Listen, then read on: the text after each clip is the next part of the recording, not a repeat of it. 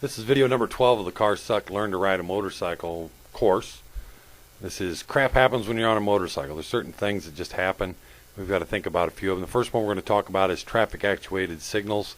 These are the signals where there's a loop in the ground and the pavement that senses the metal of the vehicle above it. And sometimes a motorcycle just isn't enough metal to trip the trigger. So sometimes you just got to move up, hope a vehicle comes up behind you. Maybe you can signal them to move up onto the loop.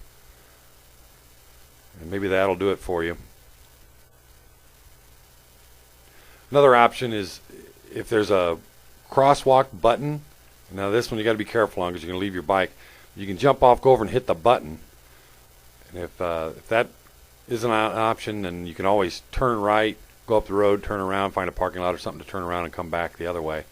Because two rights may not make a wrong, but a right and a U-turn do make a left.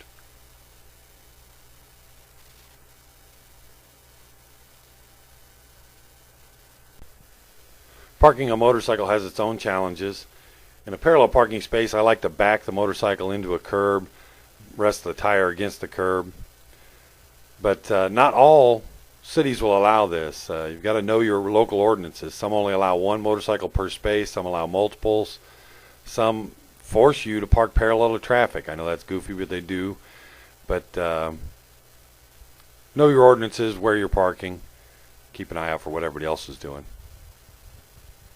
And then a pull-in space, I like to stay towards the back of a pull-in space to keep my tire out of the oil slick that's in the middle and kind of show the vehicle a little bit to the other vehicle so they don't just pull in there thinking it's empty and hit your motorcycle. Other things to keep in mind is if it's a soft surface, put something underneath the kickstand. And before you leave your motorcycle, if it has a fork lock, you might want to lock the fork. That'll keep people from rolling your motorcycle away.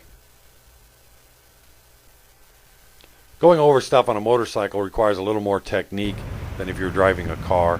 I'm talking about things like potholes, cracks, pavement heaves, speed bumps, railroad tracks, that sort of thing.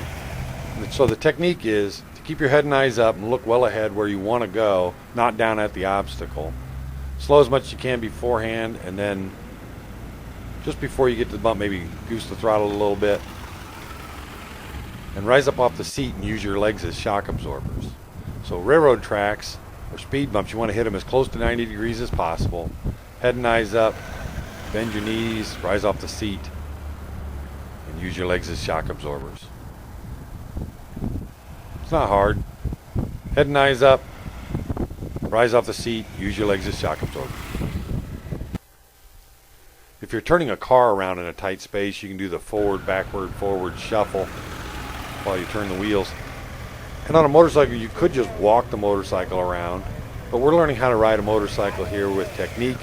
So let's learn the technique for doing it properly. And that is to shift your weight to the outside of the motorcycle, maybe shift your butt off the seat even, and then slip the clutch to adjust your speed. And here's the big key: turn your head and look where you want to go. Look all the way up, don't look down at the ground. Slip the clutch, keep your knees in against the bike so they're not wobbling around putting steering input in, and look where you want to go. Turn your head all the way around and look where you want to go. Slip that clutch, maybe ride the rear brake, we call that trail braking, to adjust your speed.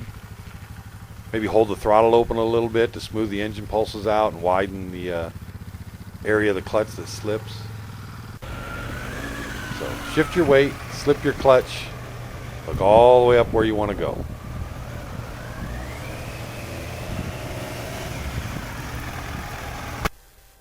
Loose surfaces and slick spots present a bigger problem to motorcyclists than car drivers, because if you lose traction here, you could fall down. So mud, ice, snow, wet leaves, painted lines, metal plates, tar snakes when they fill the cracks, all those present less traction, so you've got to reduce your lean angle, you've got to reduce your braking forces, your acceleration forces, and kind of coast over it if you can.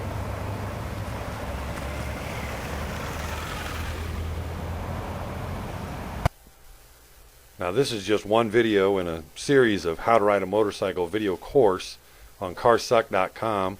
So make sure you check out the playlist, subscribe to the channel, get yourself a hat or t-shirt by clicking on the gear button. And if you found this information useful, maybe buy me a beer with your Google Wallet by clicking on the support button on the channel page. Right on.